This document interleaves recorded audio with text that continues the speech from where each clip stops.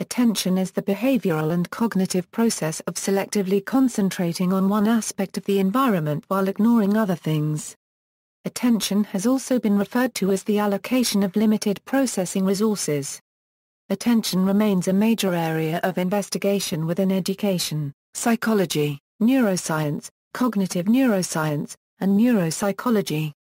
Areas of active investigation involve determining the source of the signals that generate attention, the effects of these signals on the tuning properties of sensory neurons, and the relationship between attention and other behavioral and cognitive processes like working memory and vigilance. A relatively new body of research, which expands upon earlier research within neuropsychology, is investigating the diagnostic symptoms associated with traumatic brain injuries and their effects on attention. Attention also has variational differences among differing cultures. The relationships between attention and consciousness are complex enough that they have warranted perennial philosophical exploration. Such exploration is both ancient and continually relevant, as it can have effects in fields ranging from mental health and the study of disorders of consciousness to artificial intelligence and its domains of research and development. Background and contemporary research. Prior to the founding of psychology as a scientific discipline, attention was studied in the field of philosophy.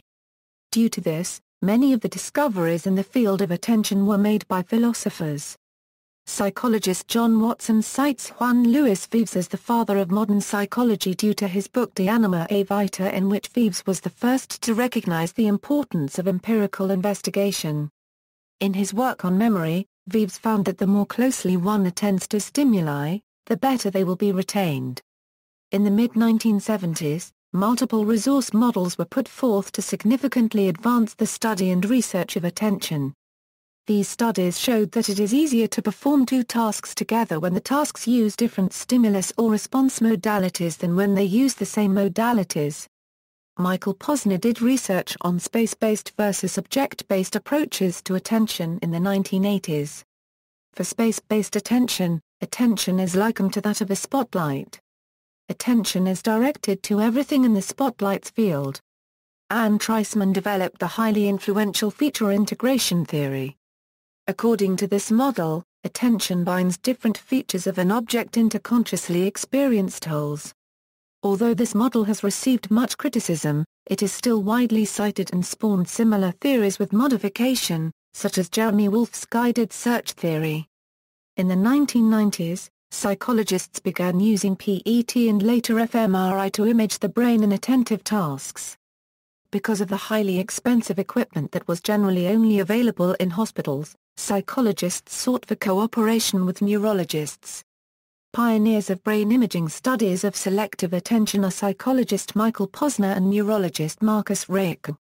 Their results soon sparked interest from the entire neuroscience community in these psychological studies, which had until then focused on monkey brains. With the development of these technological innovations, neuroscientists became interested in this type of research that combines sophisticated experimental paradigms from cognitive psychology with these new brain imaging techniques. Although the older technique of EEG had long been used to study the brain activity underlying selective attention by cognitive psychophysiologists, the ability of the newer techniques to actually measure precisely localized activity inside the brain generated renewed interest by a wider community of researchers. The results of these experiments have shown a broad agreement with the psychological, psychophysiological and the experiments performed on monkeys. Selective attention. Visual attention. In cognitive psychology there are at least two models which describe how visual attention operates. These models may be considered loosely as metaphors which are used to describe internal processes and to generate hypotheses that are falsifiable. Generally speaking, visual attention is thought to operate as a two-stage process. In the first stage, attention is distributed uniformly over the external visual scene and processing of information is performed in parallel. In the second stage, attention is concentrated to a specific area of the visual scene, and processing is performed in a serial fashion. The first of these models to appear in the literature is the spotlight model. The term spotlight was inspired by the work of William James, who described attention as having a focus, a margin, and a fringe. The focus is an area that extracts information from the visual scene with a high resolution, the geometric center of which being where visual attention is directed. Surrounding the focus is the fringe of attention, which extracts information in a much more crude fashion. This fringe extends out to a specified area, and this cutoff is called the margin. The second model that is called the zoom lens model, and was first introduced in 1986. This model inherits all properties of the spotlight model but has the added property of changing in size. This size change mechanism was inspired by the zoom lens you might find on a camera, and any change in size can be described by a trade-off in the efficiency of processing. The zoom lens of attention can be described in terms of an inverse trade-off between the size of focus and the efficiency of processing. Because attentional resources are assumed to be fixed, then it follows that the larger the focus is, the slower processing will be of that region of the visual scene, since this fixed resource will be distributed over a larger area. It is thought that the focus of attention can subtend a minimum of 1 degree of visual angle, however the maximum size has not yet been determined. Selective auditory attention. Multitasking and divided attention. See also, human multitasking, distracted driving. Multitasking can be defined as the attempt to perform 2 or more tasks simultaneously. However, research shows that when multitasking, people make more mistakes or perform their tasks more slowly. Attention must be divided among all of the component tasks to perform them. Older research involved looking at the limits of people performing simultaneous tasks like reading stories, while listening and writing something else, or listening to 2 separate messages through different ears. Generally, classical research into attention investigated the ability of people to learn new information when there were multiple tasks to be performed, or to probe the limits of our perception. There is also older literature on people's performance on multiple tasks performed simultaneously, such as driving a car while tuning a radio or driving while telephoning. The vast majority of current research on human multitasking is based on performance of doing 2 tasks simultaneously, usually that involves driving while performing another task, such as texting, eating, or even speaking to passengers in the vehicle, or with a friend over a cell phone. This research reveals that the human attentional system has limits for what it can process. Driving performance is worse while engaged in other tasks.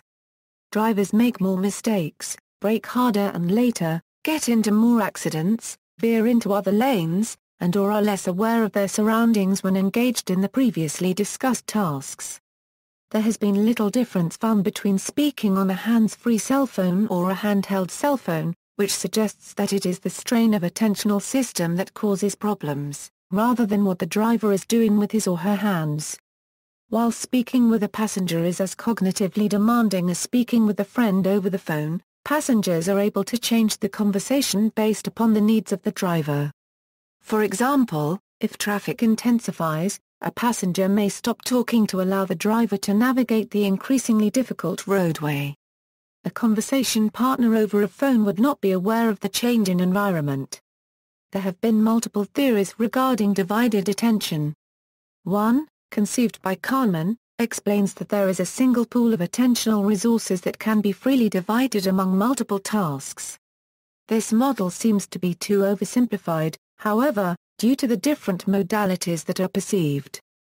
When the 2 simultaneous tasks use the same modality, such as listening to a radio station and writing a paper, it is much more difficult to concentrate on both because the tasks are likely to interfere with each other. The specific modality model was theorized by Navin and Gopher in 1979. Although this model is more adequate at explaining divided attention among simple tasks, resource theory is another, more accurate metaphor for explaining divided attention on complex tasks.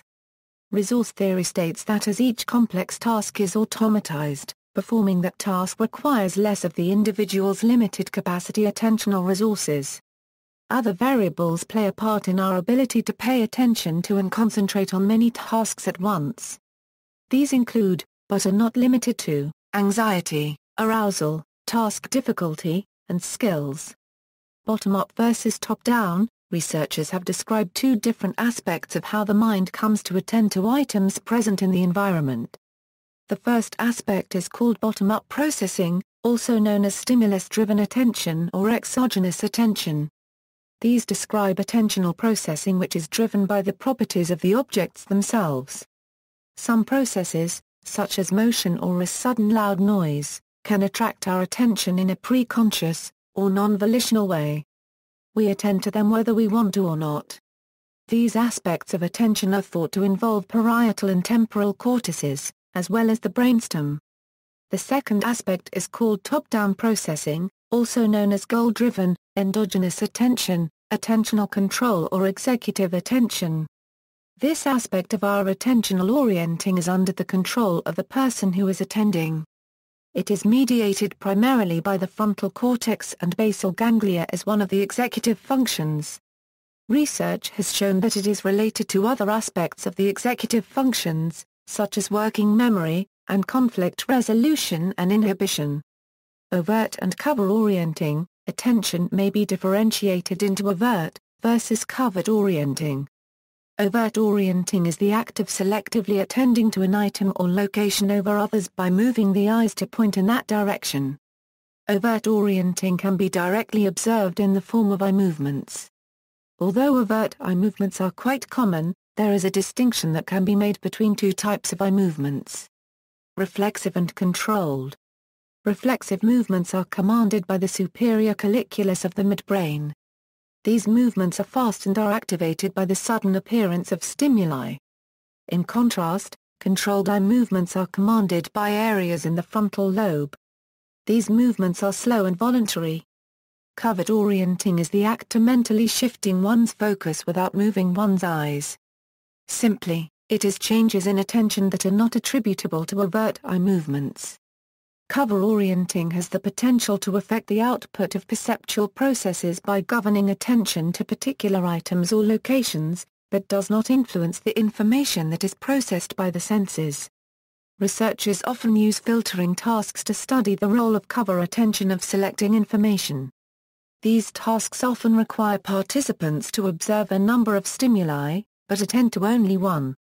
The current view is that visual cover attention is a mechanism for quickly scanning the field of view for interesting locations. This shift in cover attention is linked to eye movement circuitry that sets up a slower saccade to that location. There are studies that suggest the mechanisms of overt and covert orienting may not be as separate as previously believed. This is due to the fact that central mechanisms that may control cover orienting, such as the parietal lobe, also receive input from subcortical centers involved in overt orienting. General theories of attention actively assume bottom-up processes and top-down processes converge on a common neural architecture.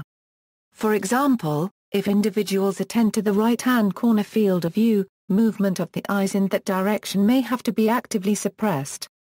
Exogenous and endogenous orienting attention is vital and can be controlled through external or internal processes. However, comparing these two processes is challenging because external signals do not operate completely exogenously, but will only summon attention and eye movements if they are important to the subject. Exogenous orienting is frequently described as being under control of a stimulus. Exogenous orienting is considered to be reflexive and automatic and is caused by a sudden change in the periphery. This often results in a reflexive saccade.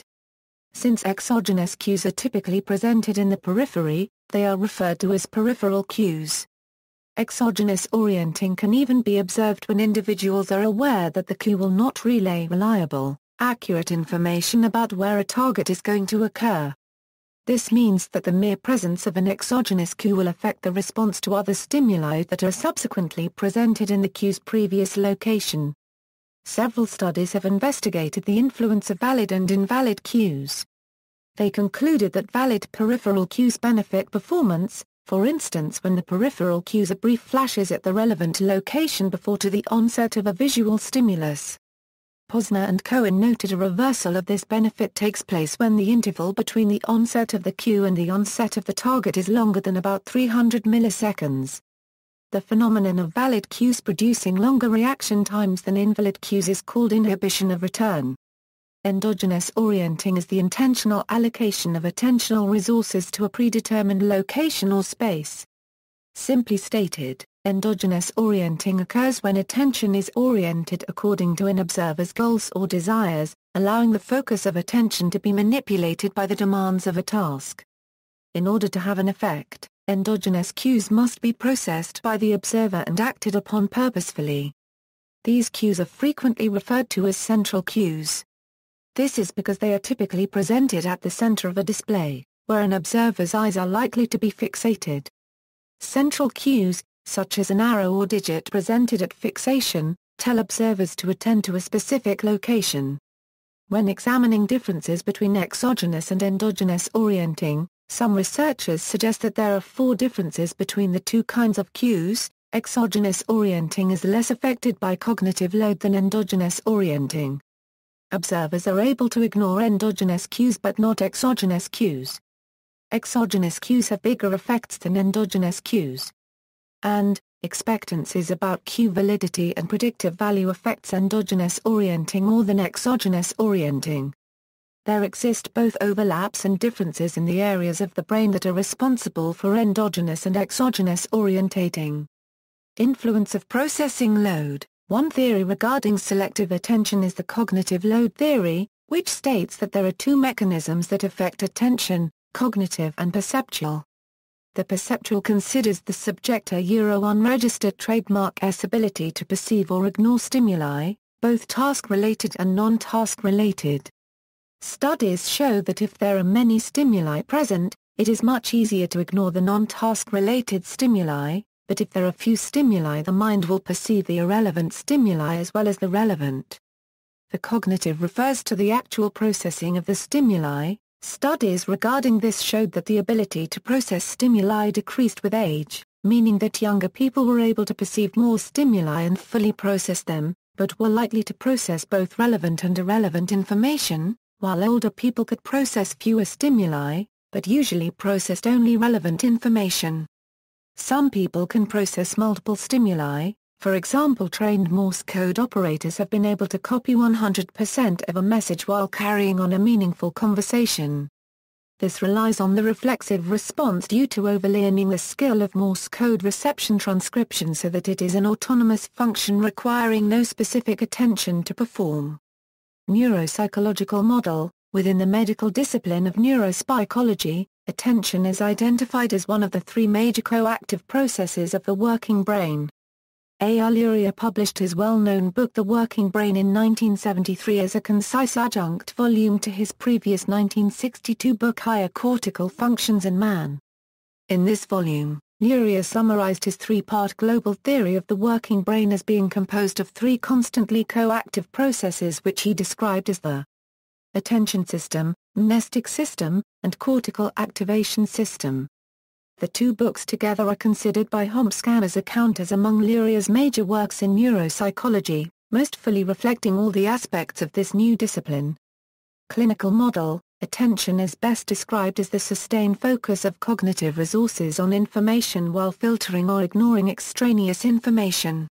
Attention is a very basic function that often is a precursor to all other neurological cognitive functions. As is frequently the case, clinical models of attention differ from investigation models. One of the most used models for the evaluation of attention in patients with very different neurologic pathologies is the model of Soderberg and Mateer. This hierarchic model is based in the recovering of attention processes of brain damage patients after coma. 5 different kinds of activities of growing difficulty are described in the model. Connecting with the activities those patients could do as their recovering process advanced.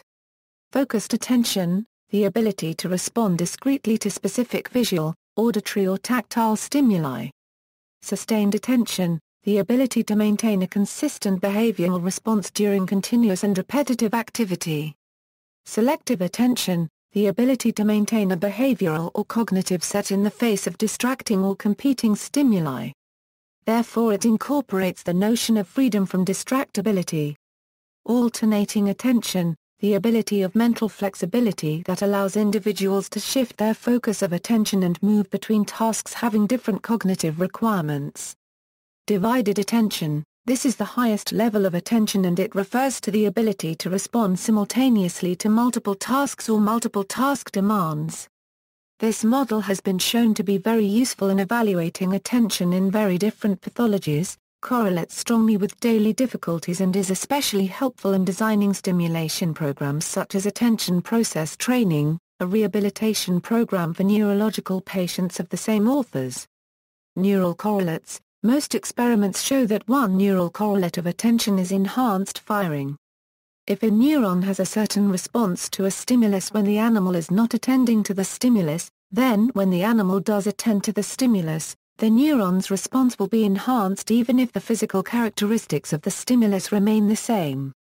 In a 2007 review, Knudsen describes a more general model which identifies four core processes of attention, with working memory at the center. Working memory temporarily stores information for detailed analysis.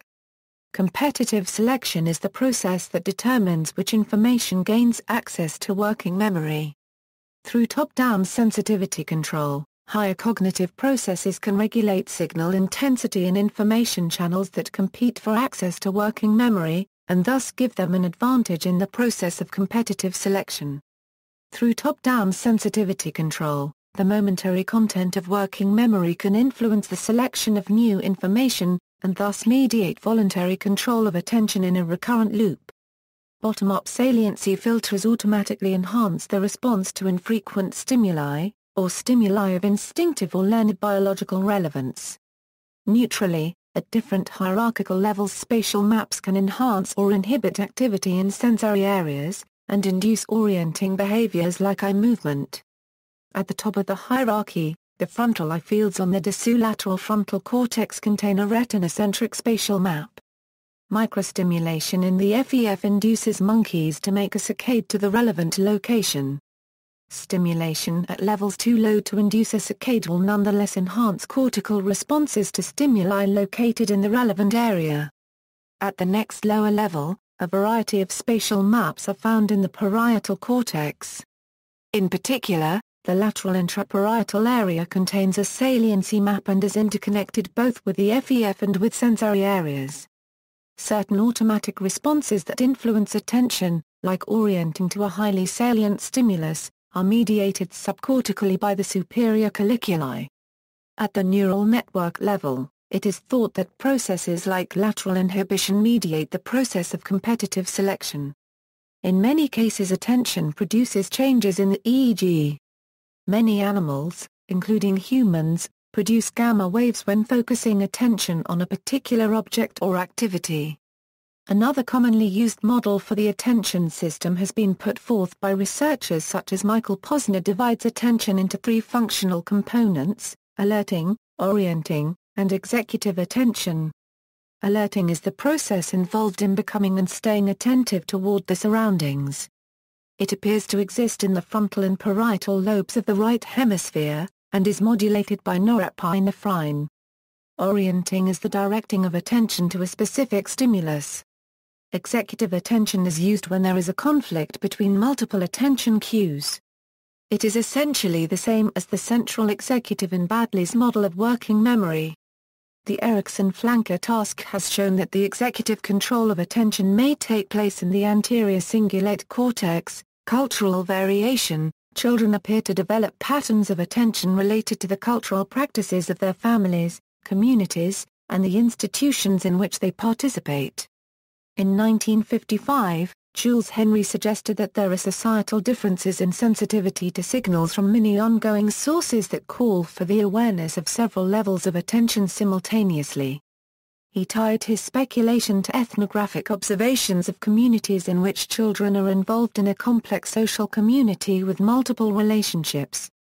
Many indigenous children in the Americas predominantly learn by observing and pitching in. There are several studies to support that the use of keen attention towards learning is much more common in indigenous communities of North and Central America than in a middle-class setting. This is a direct result of the learning by observing and pitching in model. Keen attention is both a requirement and result of learning by observing and pitching in. Incorporating the children in the community gives them the opportunity to keenly observe and contribute to activities that were not directed towards them.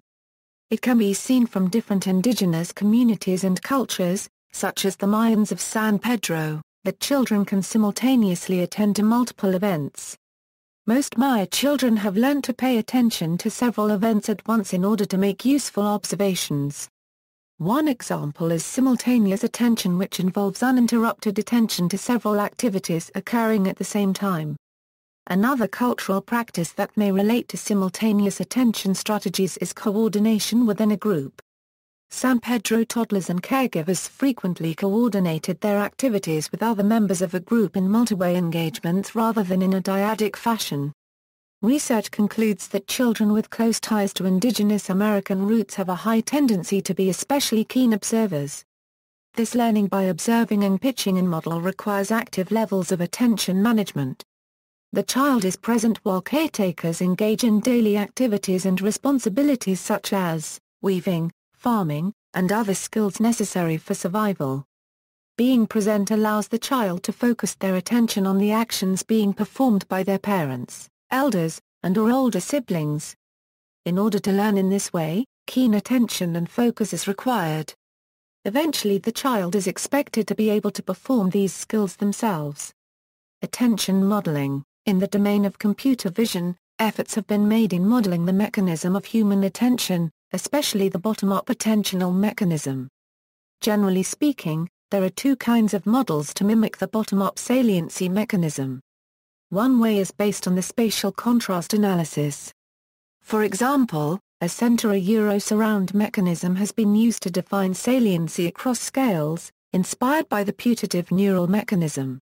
It has also been hypothesized that some visual inputs are intrinsically salient in certain background contexts and that these are actually task-independent. This model has established itself as the exemplar for saliency detection and consistently used for comparison in the literature. The other way is based on the frequency domain analysis.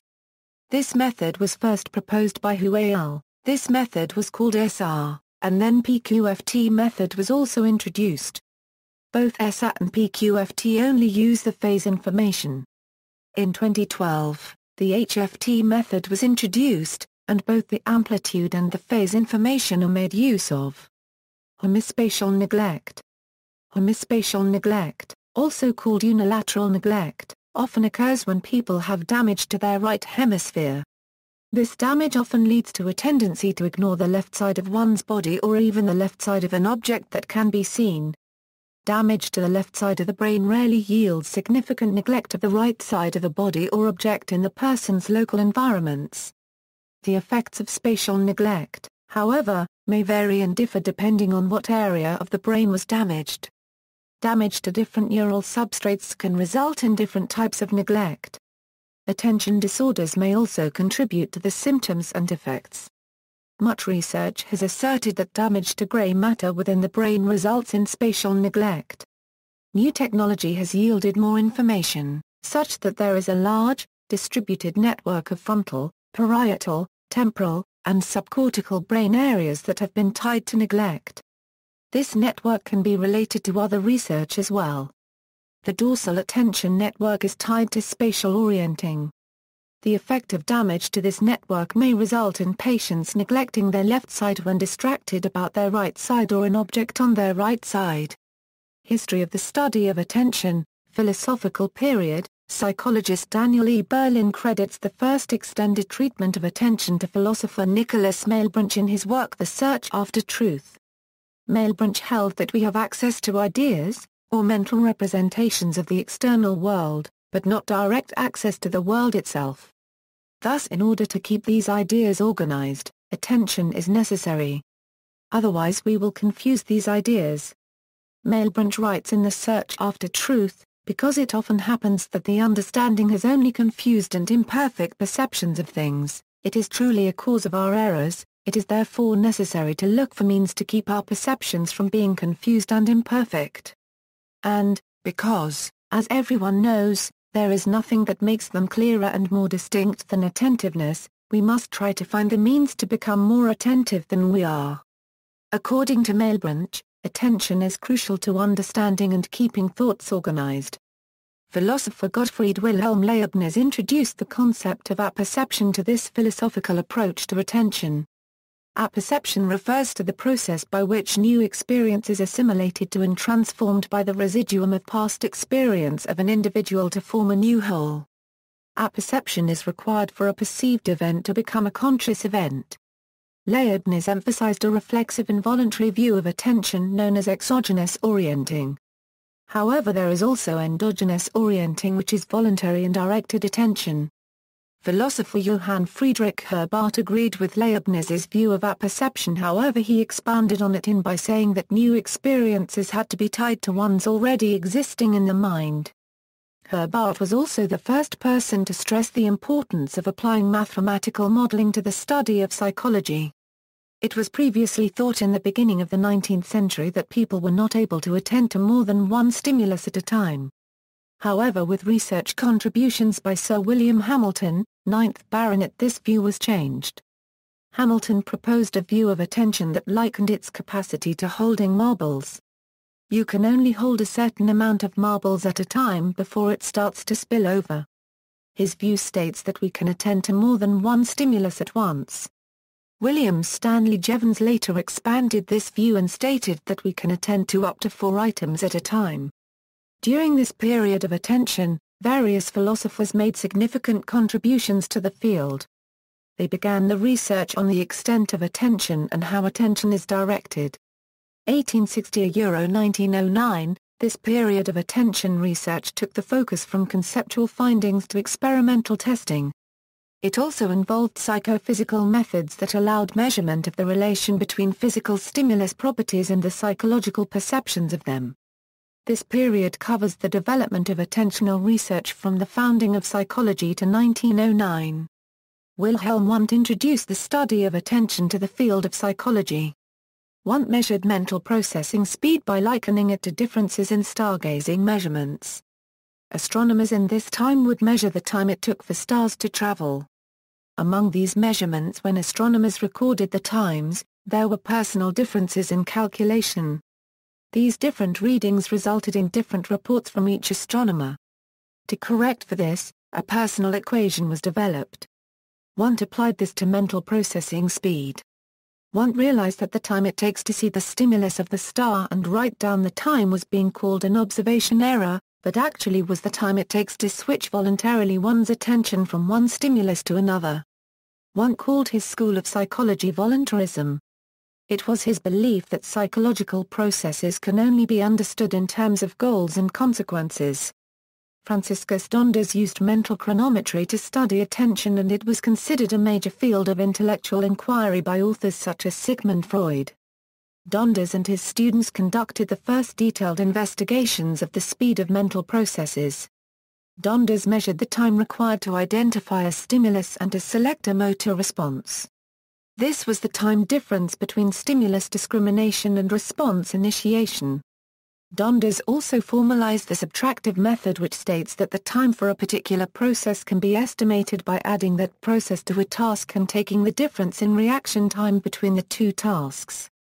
He also differentiated between 3 types of reactions: simple reaction, choice reaction, and go-no-go reaction. Hermann von Helmholtz also contributed to the field of attention relating to the extent of attention. Von Helmholtz stated that it is possible to focus on one stimulus and still perceive or ignore others. An example of this is being able to focus on the letter U in the word house and still perceiving the letters H, O, S, and E. One major debate in this period was whether it was possible to attend to 2 things at once. Walter Benjamin described this experience as reception in a state of distraction. This disagreement could only be resolved through experimentation. In 1890, William James, in his textbook Principles of Psychology, remarked, James differentiated between sensorial attention and intellectual attention. Sensorial attention is when attention is directed to objects of sense, stimuli that are physically present. Intellectual attention is attention directed to ideal or represented objects, stimuli that are not physically present. James also distinguished between immediate or derived attention, attention to the present versus to something not physically present. According to James, attention has 5 major effects. Attention works to make us perceive, conceive, distinguish, remember, and shorten reactions time.